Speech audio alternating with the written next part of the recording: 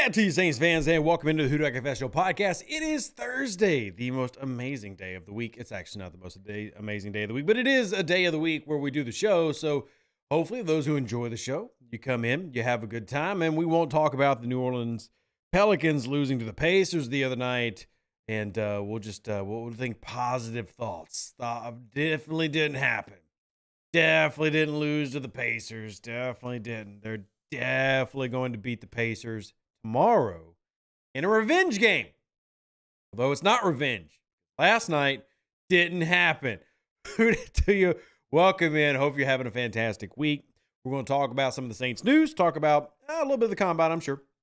And mostly, I really want to hit on Dennis Allen's comments, which do seem to indicate, if you caught the interview with the good folks over at New Orleans.football, seems to imply Marshon Lattimore staying, and then they freeing up almost $10 million in salary cap by restructuring the one, the only, Cameron Jordan. So we'll talk about all those different things and get y'all's opinion as always, because your opinion matters. If you're watching this right now, I'm looking at you. You're amazing. Mr. Jerry, Todd with the facts. Bring the facts, Todd. Todd, if you don't come with facts tonight, banned. Get out. Go. Bring facts now. I want to see facts. Rudy Rock, good to see you. Solar Flares. Torres says, I'm not trusting nothing that guy says. Me or DA? Or all white people? What you trying to say, Torres? What you trying to come on my show and say tonight? Don't start nothing. Don't. You about to have more drama than Meek Mill right now. I'm just saying. James Griffon, the Antonio. I know what you're talking about, Torres. For everybody who listens after the fact, you just have to be at the stream. One thing, I love that we have a podcast, and I love that we have the podcast to play afterwards, but there's an interactivity that happens that you kind of have to be here, and if you're not here for it, some of the stuff just doesn't make any sense. For those that don't know, Therese has actually been following a while, so I can goof off with them. Now, if you're new and you come in, I'm probably going to goof off with you too, but you might get offended. Therese isn't going to get offended. He is what he is. So welcome in, everybody. I hope you're having a fantastic day. And let's just go ahead and jump into it. Yes, the New Orleans Pelicans lost the Indiana Pacers. No, I'm not salty about it at all, even though I've mentioned it 4 times on a New Orleans Saints podcast. Why? I don't get it. Like, why can this team not find any consistency?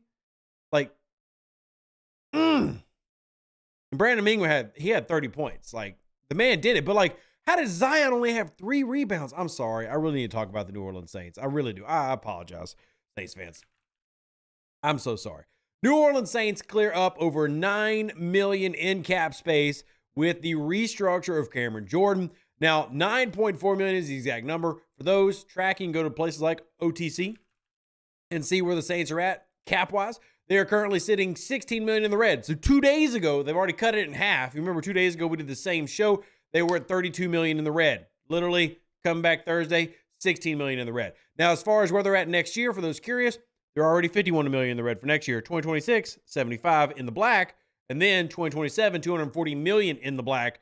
2028, well, who knows? So remember, basically New Orleans' strategy, simply put, is to borrow from future years. This is simply what they're doing. And as long as the salary cap grows, since there is no tax that gets applied, like there's not like a luxury tax for borrowing from future salary cap, it doesn't really hurt them, but it definitely makes the paper look funny. And obviously you're going to hear about that all off season. So this has definitely been a, Rudy Rock in my chat says Zion's only got 3 rebounds because he's a 6'6" power forward. He did have 23 points. He did have points, but come on, man. It wasn't just Zion though. Now I know Valanciunas only got to play like 7 minutes, but he had 3 rebounds. Like, come on. Herb Jones had more rebounds than Zion last night. Like, you cannot lose the boards if you're Zion. Look, man, you can't be a dude who only scores in the box. You got to dominate those rebounds. You got to contribute on the defensive boards. I'm sorry, you could be 6'6", but you got to jump.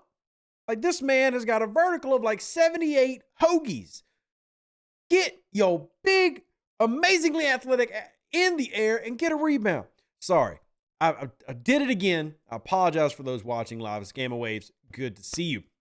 So with the New Orleans Saints restructure saving over $9 million. This will move the New Orleans Saints into a position where they're getting closer and closer to not only be able to pay off their rookie salaries, which they will obviously have to consider, but they will also be able to go after free agents. Now, I know that there are plenty of people who worry about how this affects future cap numbers. So, for example, in 2026, Cameron Jordan's cap number is currently set to be $15 million. I really doubt Cameron Jordan will be playing with the New Orleans Saints in 2026. It's possible, but that would indicate 3 years of playing left in the league. And it's quite possible that he does that.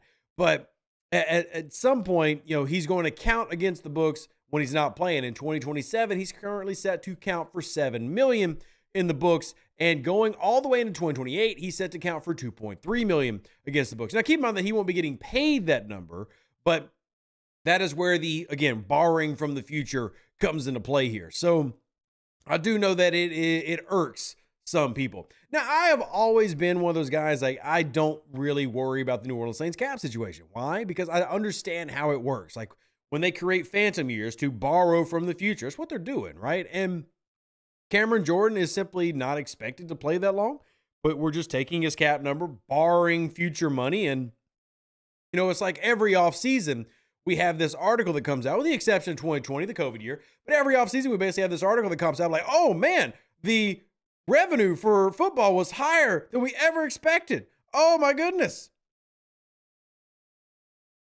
What will we do? And the salary cap increases more than ever expected. And then the New Orleans Saints, it always ended up being fine.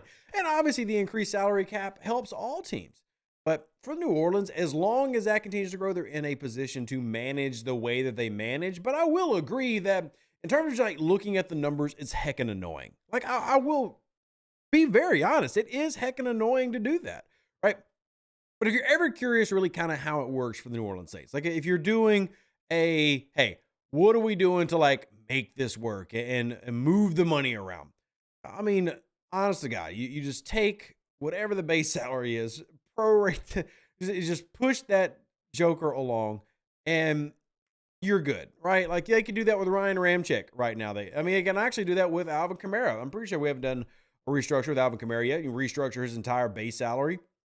And if they restructure Ramczyk and Kamara, that alone, those two last restructures would put them back in the black. Now, a lot of people would worry like, hey, those are two players that are, Rams 30, and then you talk about AK being, 29. Maybe you want to do that for a younger player like Marshon Lattimore. What if you restructure Marshon Lattimore? Nothing's really going to happen because he's already got a contract that's been restructured. And that helps you. But you worry, are you going to do the same thing next year and the next year? I think the end of it is, how do you want the New Orleans Saints to operate, right? Like, do you want them to operate in a way that is similar to what we've always seen? Because, for example, if you did Ramczyk, AK, and then DeMario Davis in a certain way, you can get all the way up to like $12 million in cap space. And then that's not even counting like Taysom Hill, which I know Taysom Hill's 34, but if you restructure Taysom Hill, that knocks you up to like another $7 million, depending on how you want to. Like, you can get the New Orleans Saints if you want to. If you just restructure everything for the New Orleans Saints, you can basically get the New Orleans Saints like $30 million in cap space, maybe more. You can do a lot should you choose. Now, some of it's already been done. Obviously, we talked about the Derek Carr one, the Andres Pete one's already gotten touched, and I'm very curious what they do with Michael Thomas. I'm assuming he doesn't get re-signed. I assume he's going to be listed as a post-June 1st cut, maybe. I'm very curious how that ends up getting taken care of, but it all comes down to how you prefer the New Orleans Saints approach the salary cap, I have found out. Or at least that's how I feel.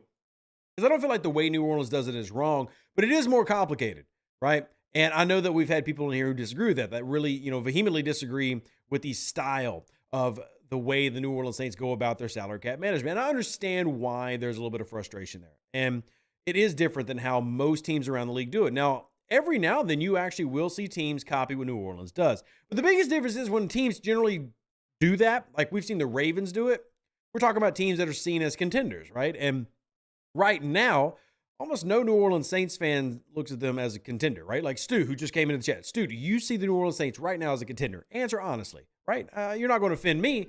Answer honestly. Do you see the Saints as a contender? And if you see your team as a contender, you're more willing to put up with a non-traditional means to handle your financial situation. If you are not a contender, well, it's like going out and leasing a car when your credit score is 580. Like, you can do it, but should you?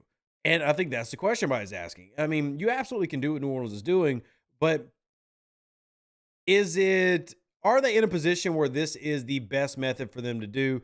And I'll be honest, I don't think it probably is at this point, but that doesn't necessarily mean it's wrong. I just think that how long do you want to continue to operate this method? Do you want to just do it forever?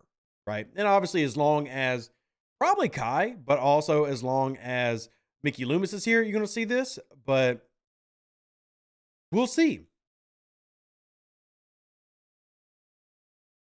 We'll see. I am very interested to see how long this method continues. I will admit, there is a small modicum of joy for me when it comes to how the New Orleans Saints handle this, like with this restructure of Cameron Jordan, pushing his contract basically to 2028. I love to see people like Nick Wright just go on a tangent with how terrible the New Orleans Saints are and how stupid this is and how they'll never be able to sign anybody, and then they sign somebody. I love that. I love that. That part I love. I will thoroughly enjoy that for as long as that happens. I love watching these talking heads look stupid. That part is fun. But I will admit that it is one of those things where it goes back to like player attitudes, right? Like I talked before, like I like player attitudes and I'm okay with divas. We had a whole, episode basically about being a narcissistic diva recently.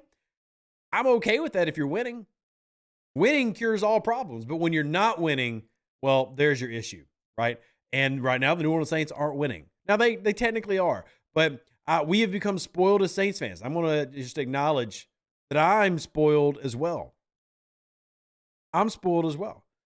I want the New Orleans Saints to get to the playoffs and push for a Super Bowl.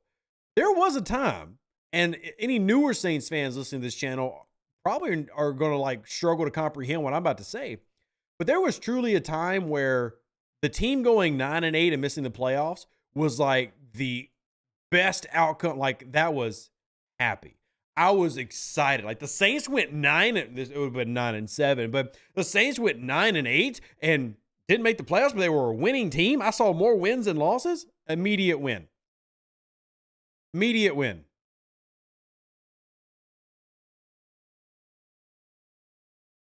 So times have changed a little bit. And we're spoiled now where we've become like a lot of other franchise fans. We expect winning. And even Cameron Jordan talked about this. We talk about restructuring Cameron Jordan's contract. Cameron Jordan recently, here in an interview, was talking about how the culture of New Orleans probably does need to change a little bit. Not the city, obviously, but the team to get back into being a winning franchise. And I get that because even though they are technically a winning franchise this past year, having won 9 games, that's not the goal, right? The goal is not to have a winning record the regular season. The goal is to win a Super Bowl.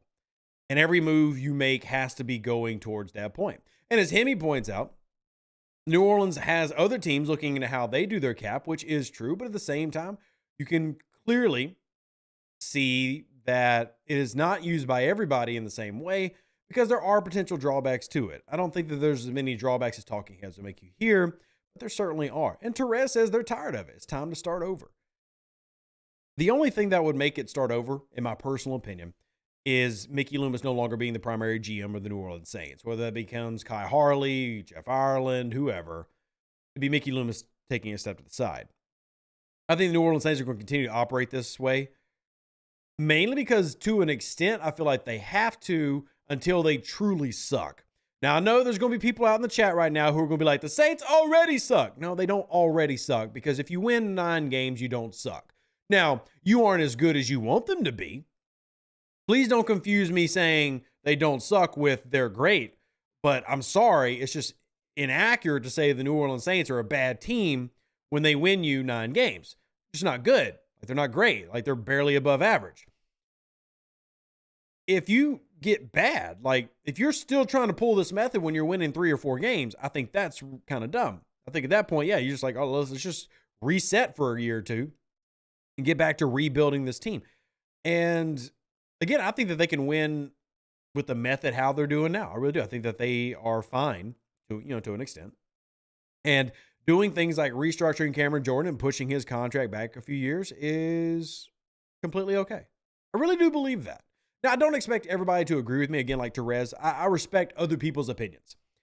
And I think that everybody's allowed to have that. And heck, we will be doing, for those that don't know, we will be doing some more call-in episodes. We'll use the Discord again. So if you haven't used the Discord here in the offseason, we'll be opening up the lines. I really want to do it coming closer to the draft and get a lot of y'all's thoughts about who you want the New Orleans Saints to take.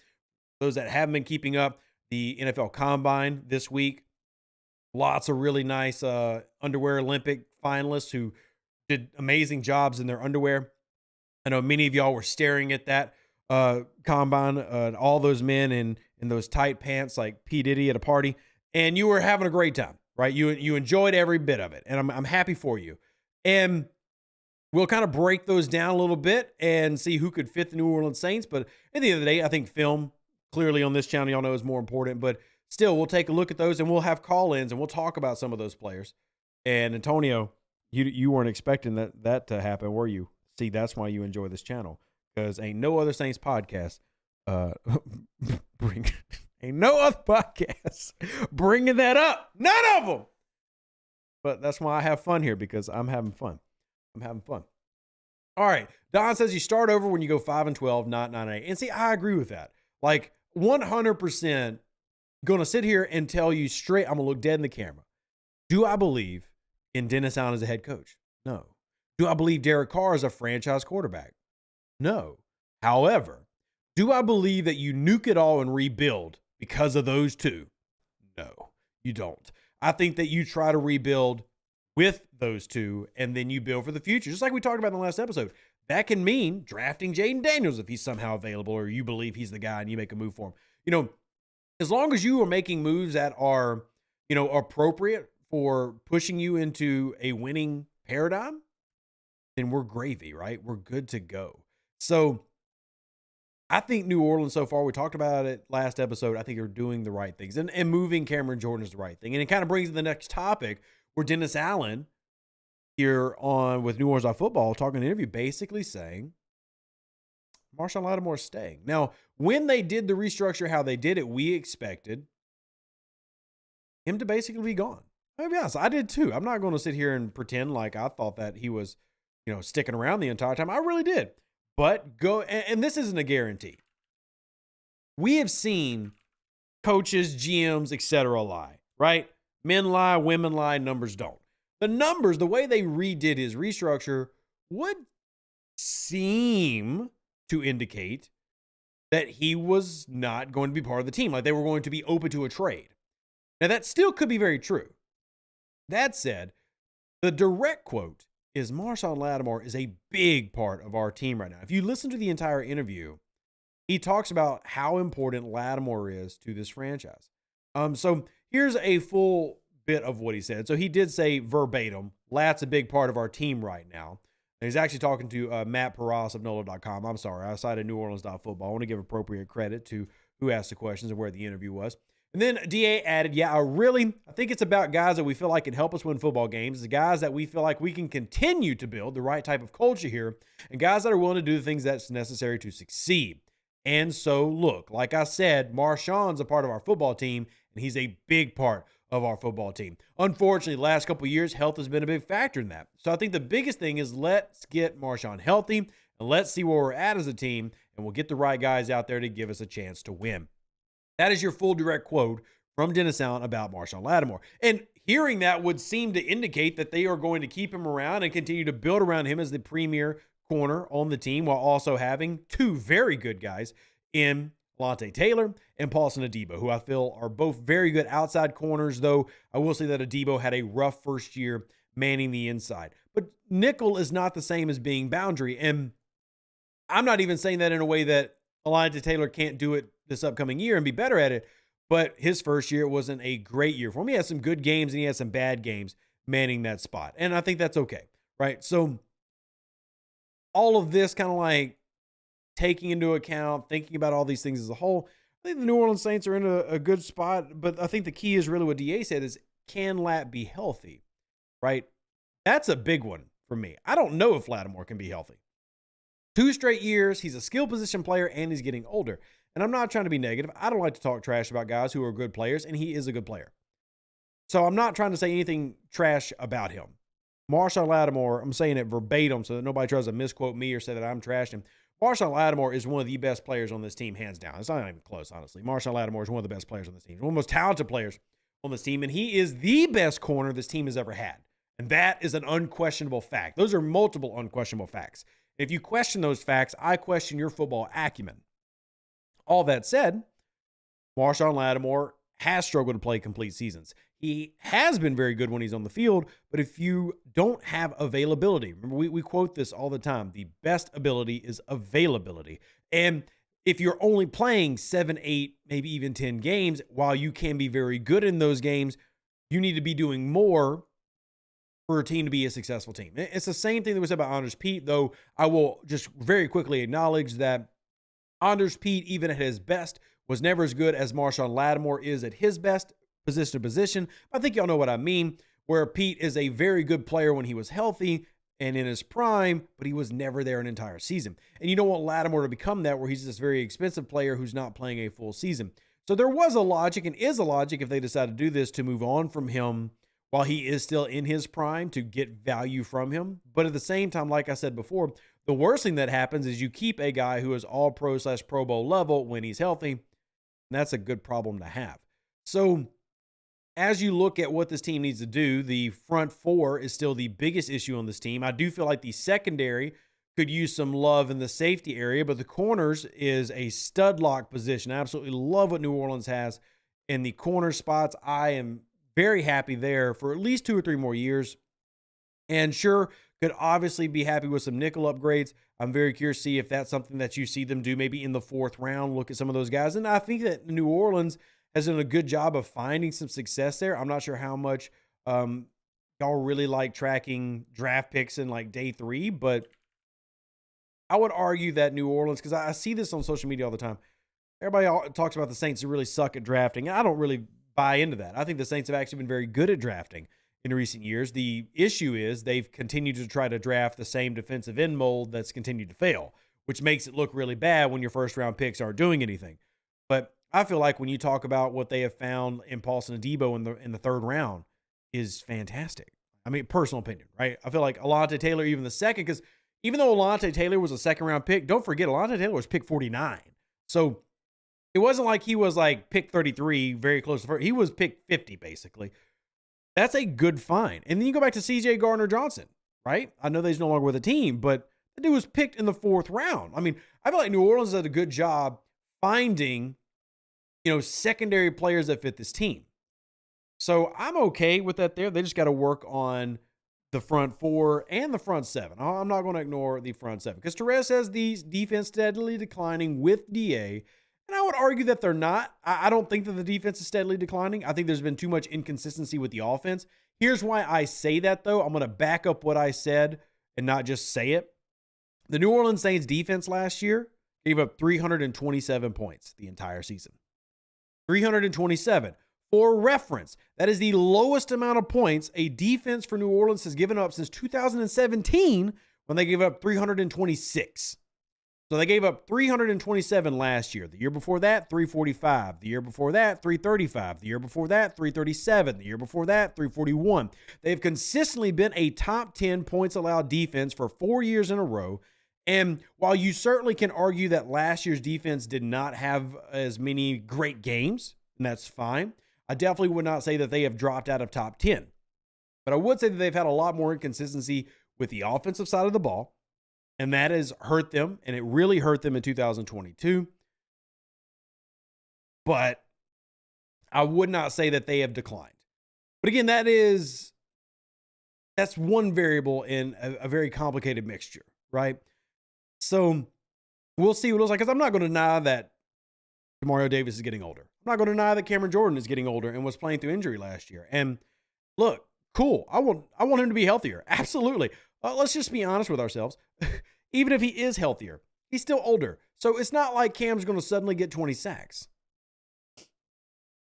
You know what I mean?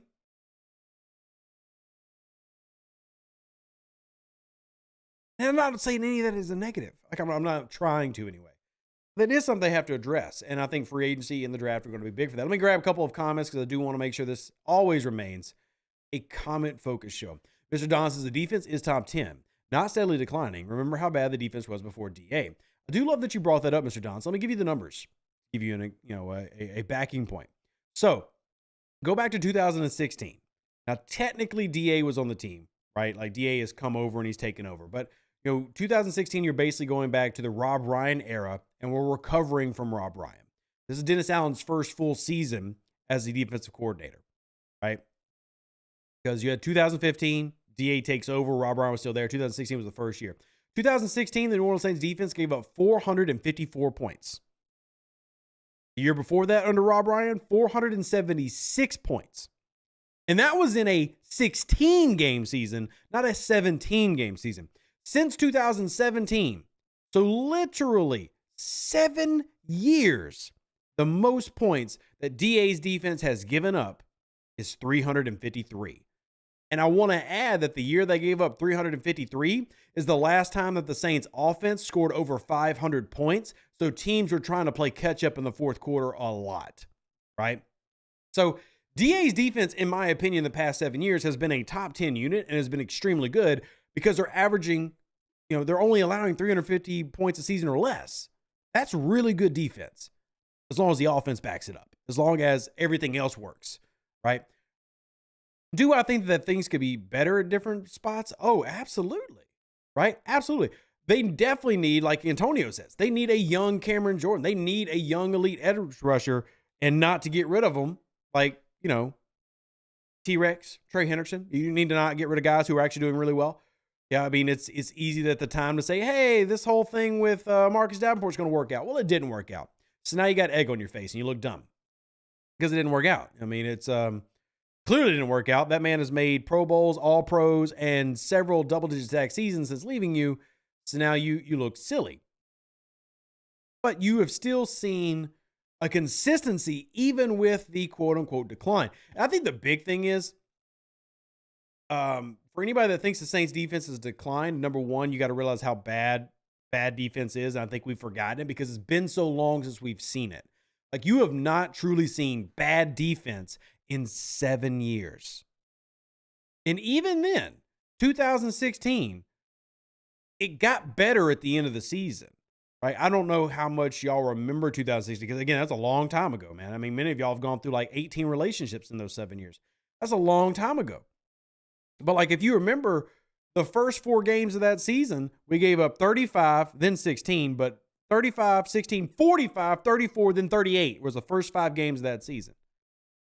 And then in the middle of the season, they finally started to find themselves and only gave up 20 against Seattle, only gave up 23 against the 49ers, only gave up 25 against the Denver Broncos, only 23 against Carolina Panthers.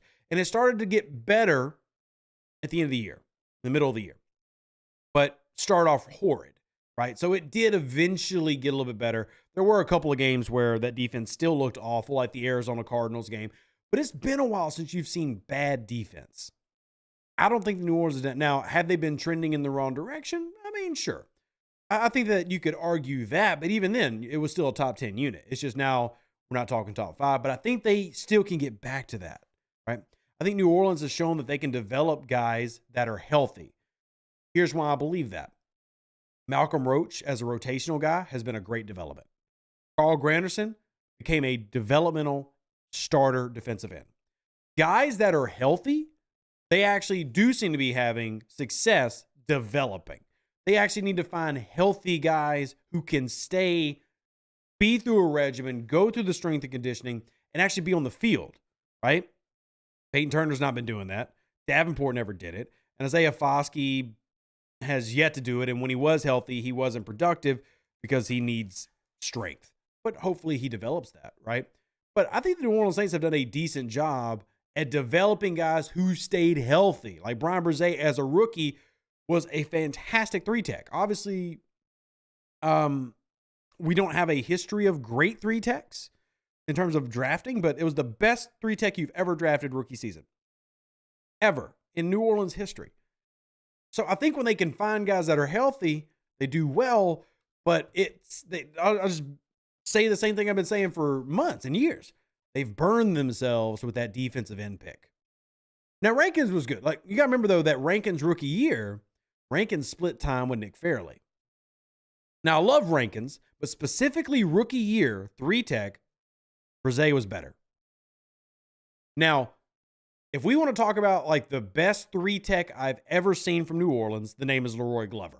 But if you want to talk about the best 3-tech year I've ever studied when I went through the scouting academy and all that, the best that I've ever actually watched personally was 2018 Sheldon Rankins.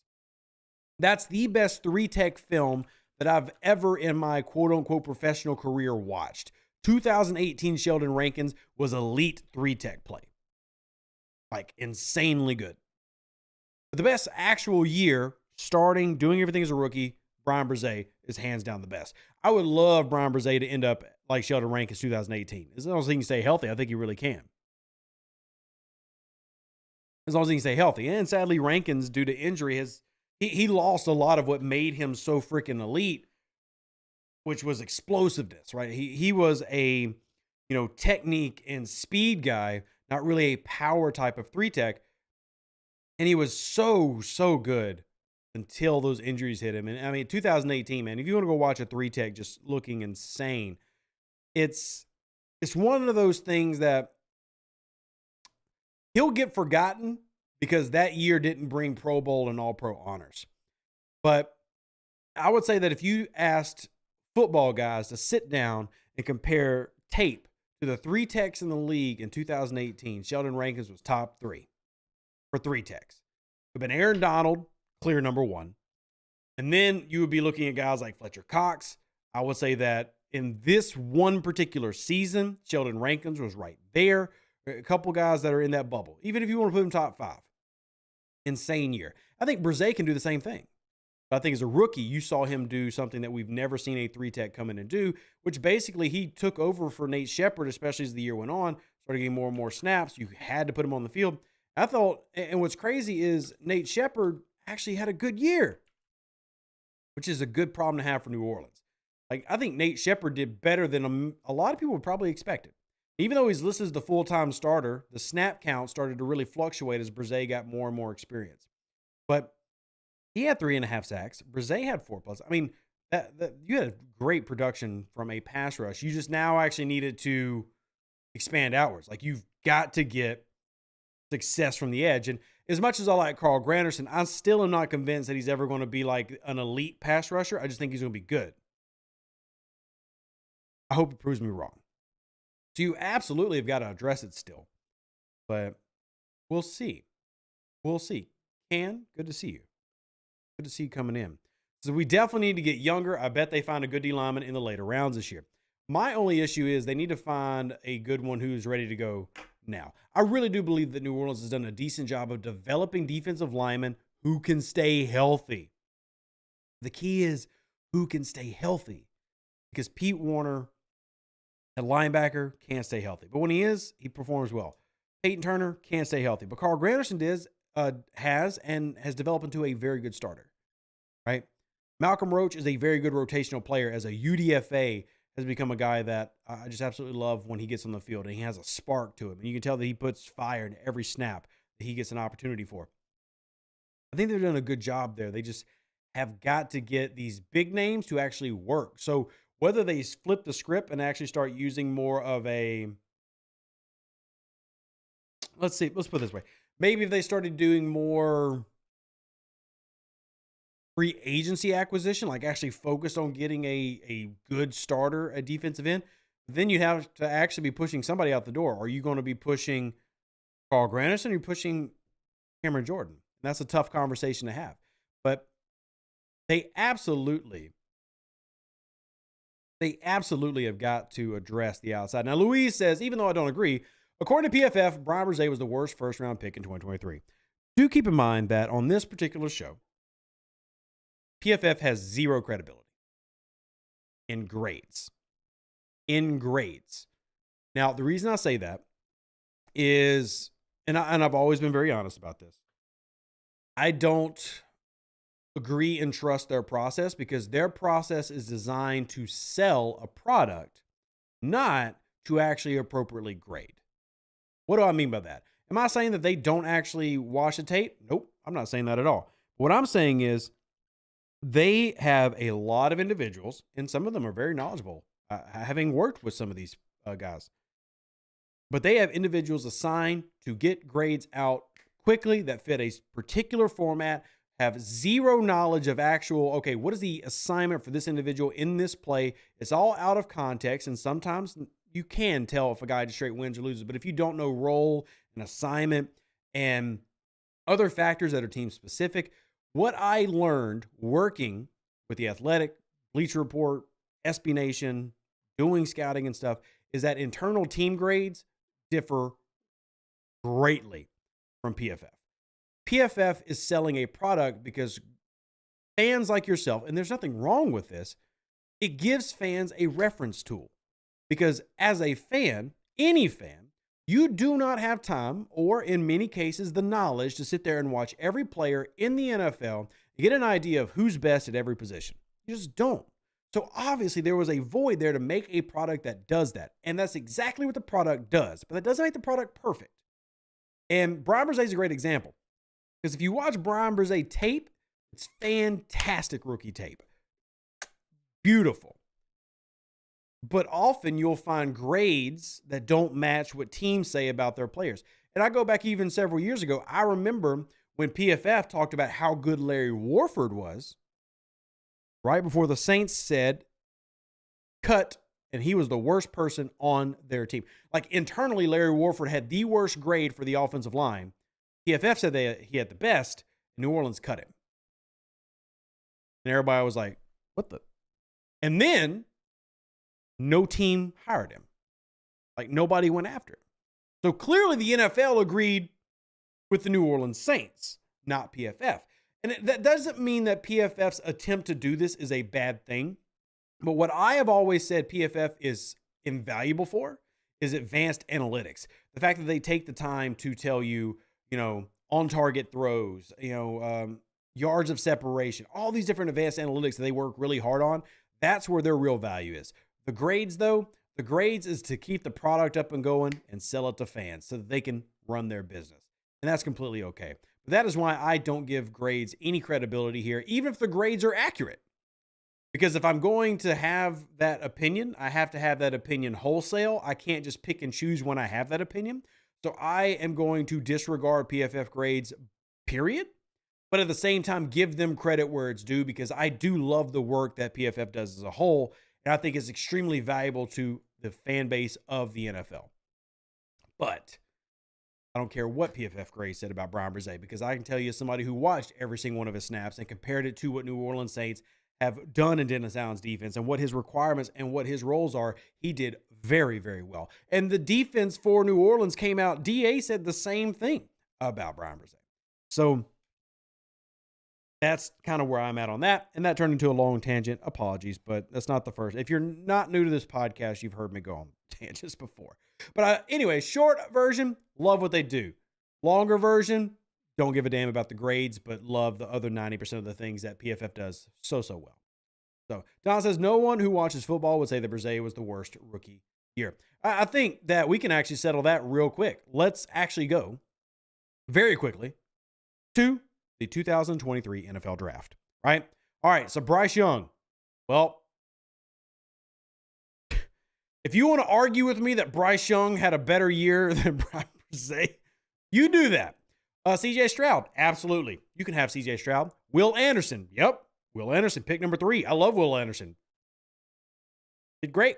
Anthony Richardson, I'm not going to count him because of injury, so we'll just not worry about that one. Devon Witherspoon, defensive back, went to Seattle. Didn't watch him, but I don't know if I'd say he did elite. Again, I didn't watch, but if you go by even other websites' analytics, for example, Pro Football Reference. Pro Football Reference has one called AV, approximate value to a team. Gave him a 6. That's not elite. He didn't make a Pro Bowl, no All-Pro, no Defensive Rookie of the Year. Man, Paris Johnson, offensive lineman. He means an offensive lineman. He started every game. That alone has value, so shout out Paris Johnson. But then Tyree Wilson. He had 3.5 sacks, started every game. I mean, solid, but again, no real honors there. Bijan Robinson, yeah, I'll give you Bijan Robinson. Absolutely. Keep it going. Jalen Carter. I'll give you Jalen Carter because I wanted Jalen Carter. Then you get to Darnell Wright. Started 17 games as an offensive lineman. That's a win. Yep. Peter Skoronski, 14 games offensive lineman. That's a win. Fine. Cool. Jeremy Gibbs. Shout out to Detroit. I like him. But about Lucas Van Ness, 4 sacks, 17 games played. 4 sacks. That's not like blowing our man, myth, legend, Brian Brzee out the water. That was, pick number 13, right? So, like, if we go down the list further and further, you get, I don't know, like even the guy taken before Brian Brzee, Miles Murphy, who was with Cincinnati, didn't start a single game as a rookie first rounder and only had 3 quarterback hits, even though he played 17 games. And as far as his snap counts, what did he do snap counts in those games? Well, he played in 60% of the snaps the last game of the year, 54% against Pittsburgh. He played 44% against Baltimore. Most of the season, he averaged about 30% of the snaps. So he was on the field a pretty consistent amount, not as much as Brzee, but a pretty damn consistent amount. Total number of snaps, over 300. And he had 3 QB hits compared to Brian Brzee, who had 9 quarterback hits and 4.5 sacks, while splitting time with Nate Shepard. So, like, I can't sit here and be like, yeah, he was the worst, right? I think that Brian Brzee had a very good rookie year. Would I say he was the best rookie of the class? Not at all.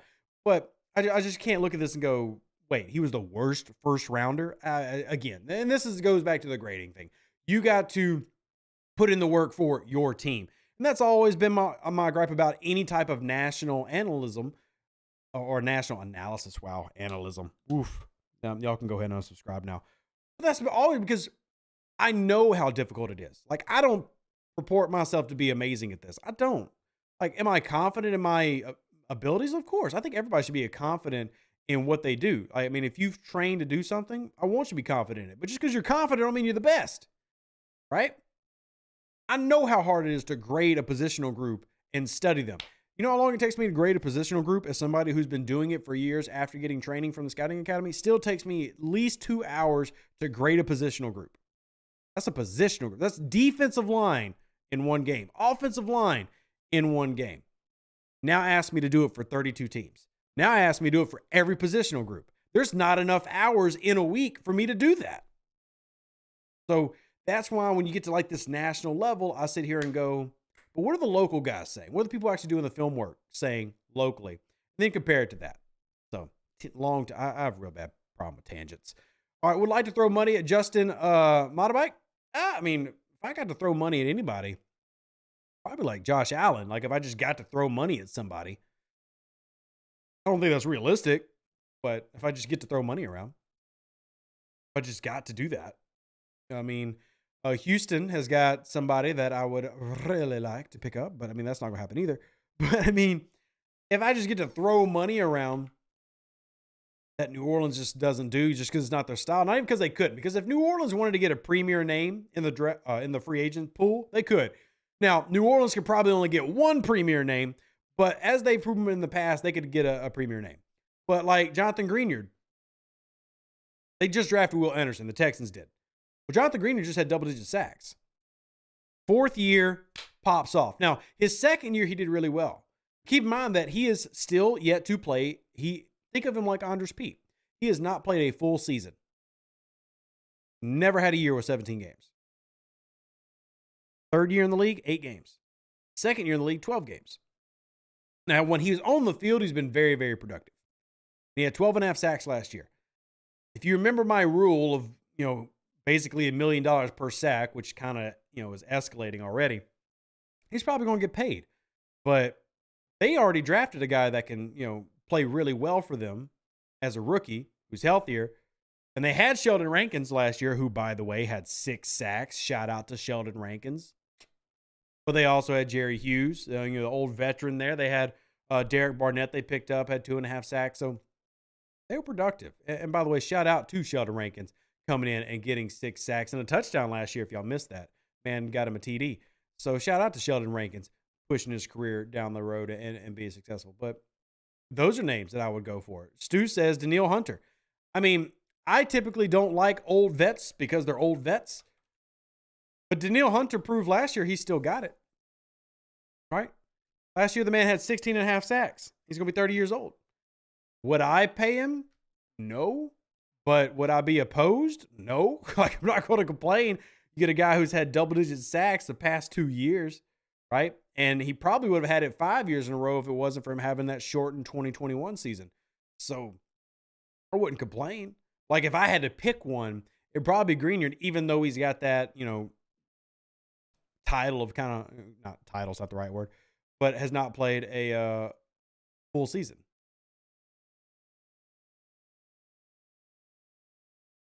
So anyway, it was just thoughts. Just thoughts, right? Just thoughts. Hunter's welcome. I think a lot of people would be welcome here because we're sitting here in a position where the defensive line has some solid players, but is not a good unit, right? Has solid players, but it's not a good unit. And I think New Orleans has got to get their defense up to having a good unit because, truthfully, as excited as I am about Kubiak, we don't know what Kubiak's going to be, man. As excited as I am about, Alvin Kamara actually getting into a system that's fresh, that can hopefully take advantage of his abilities. Again, there's no guarantee that this offense pops off because this offense, I hate to say this because I'm not trying to do revisionist history. Y'all know how I feel about the 2023 New Orleans Saints offense, but this offense was better than it was the year before with Derek Carr, and it was. How do I know that? Well, because the offense scored 70 more points with Derek Carr at quarterback than it did with Andy Dalton, Winston, etc. in 2022 with Pete Carmichael as the coordinator. Now, none of that is me trying to make an excuse for Derek Carr and say he's incredible. But this offense was clearly better and managed to get over the 400-point threshold for the first time since 2020 with him at quarterback. And that's with what I believe was a very bad offensive coordinator. So logically, you would think that they could at least do that again, if not get slightly better, maybe 430 points, which the last time New Orleans scored, something like that would be the Sean Payton era. But like Sean Payton averaged I'll pull up some years for you. Between 2008 and 2022, the New Orleans Saints averaged about 450 points a season. Most of those being 16-game seasons. So thinking about the New Orleans Saints getting to 430, 440 is not really that wild in a 17-game season. So it is possible that they can improve and have more success, especially if Carr plays more like he did in December, in September, and October. So let's hope and pray that's the case. And that will alleviate some of the pressure on the defense. But the New Orleans Saints has got to improve their offensive line play. They definitely got to improve their defensive line play. And there are clear questions. The future at quarterback, the future at safety, the future at linebacker that have got to get addressed. And they got to get addressed quickly.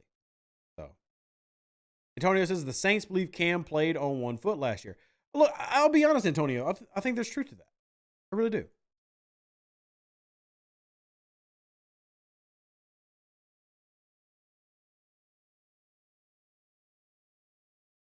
I really do. And I want to collect my thoughts because, again, I want to be respectful to arguably the best defensive end in New Orleans history. Is he at the end of his career? Yes. Can he still be a good player for probably 2 more years? Also, yes. Yeah, I think he can. I just don't think that he can be elite. And I think what everybody in the chat would probably agree with, what the New Orleans Saints defensive line needs is elite again. Like they need at least one guy to be elite. Hell, maybe Brian Brzee hits elite. And if you have an elite 3-tech, you can deal with other guys around you not being elite. Look at prime Aaron Donald. Look at prime J.J. Watt. All the guys that feasted around those guys, right? Like you look at Aaron Donald's 20-sack season. Were there other guys on that team getting sacks? Yes. Were any of those guys anywhere near the stratosphere of talent? No. Right? Let's not even use the 20-sack season because that's just such a big number, right? 20 sacks, that's a lot of sacks. But let's say just one of Aaron Donald's normal years where he's getting 12 sacks. You still had guys like Leonard Floyd getting 10 sacks. You still had guys like Morgan Fox and Brockers getting 5-6 sacks each because they were able to feast while another guy was the primary focus. You only really need one guy to be elite at any given positional group, and he helps out the rest of the group. That used to be Cameron Jordan. And that's not now. That's okay. Cameron Jordan can still be a part of a very successful defensive line. They need that elite. I don't want to be the ever optimist and say that, hey, we're going to develop Brian Brzee and he's going to be that guy. I'm not going to say he becomes Aaron Donald in a year or two. I mean, that'd be fantastic, but you'd be a fool to sit there and just say, hey, we're going to develop Aaron Donalds and it's just easy as pie. So I'm not going to say that, but they have to find the elite. I think that's the answer, whatever that looks like. And if you believe that you can get that 10-set guy by bringing in a veteran like Danielle Hunter, do that. If you believe you can pick it up with a guy who maybe hasn't played a full season in Greenyard, you do that. If you believe that you can go pay a guy like Josh Allen and you somehow manage to score that, you do it, right? Whatever it takes, you make the move. Now, Josh Allen is one that I'm probably, of the guys everybody's listed, I'm mixed on, like, I love it and hate it at the same time because he doesn't fit DA, but I believe if DA would work with it, it would work so well. Kind of like how Zach Bond and Caden Ellis worked so well when DA used them appropriately. I think he would go off if used appropriately. It's just like, would DA do that? Like, DA's good, but I feel like sometimes he's stubborn. You know what I mean? So, hey, Josh Allen, doubt it would happen. Yeah, Calvin, I doubt it would happen too. But I understand the logic behind it, and it makes sense, right? I would never argue the logic. It absolutely makes sense. But I also understand that if you're going to get a guy, you want to get a guy that's going to fit your coach and your system. And I don't know if he perfectly does that, but at the same time, there is that argument that is always true, that talent trumps scheme if you're talking about elite talent. Like, elite talent will always trump scheme. It just will.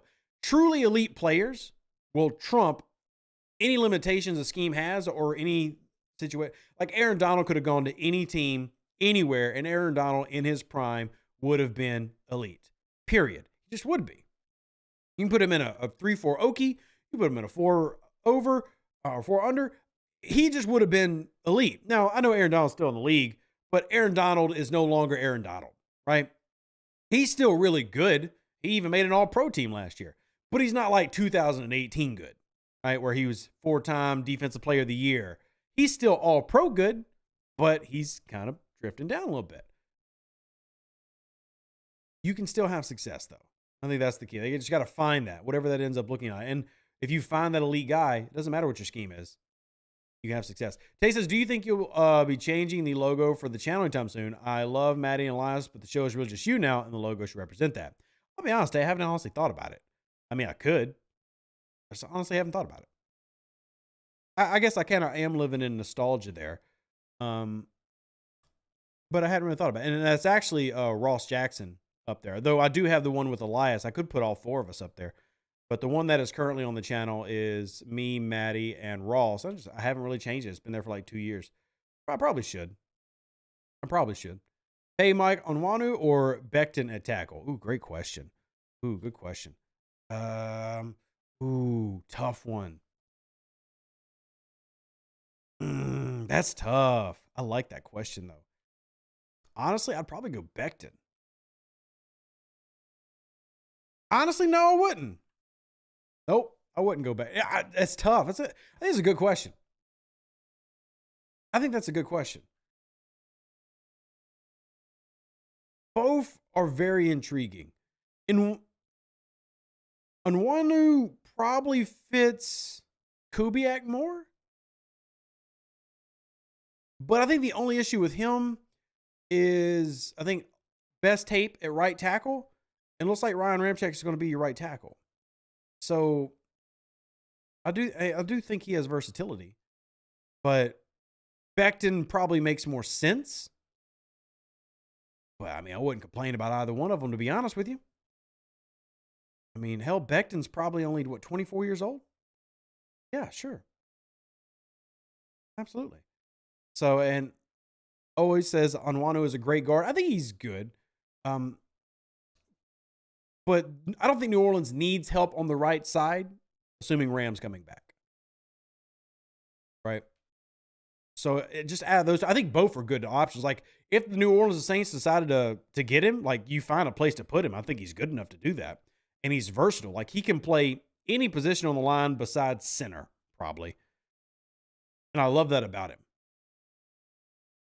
So, I mean, if you think he can be your left guard, cool. Why not both? Why not both? But hey, y'all, we've had a great episode, but it is about time to wrap up. We are going to wrap up here. We will be back, of course. Hope you have had a great time, but we try to keep it below an hour. Been fantastic. Who dat? God bless. I love and appreciate every single one of you. Thank y'all for letting this show continue to exist. And thank y'all for letting me talk with all of y'all. Remember, we will be opening up the phone lines again here, and you're going to need to be in the Discord to do that. Link is in the description of the podcast. Who dat? God bless. Deuces. That's me. Catch you on the next one. We out.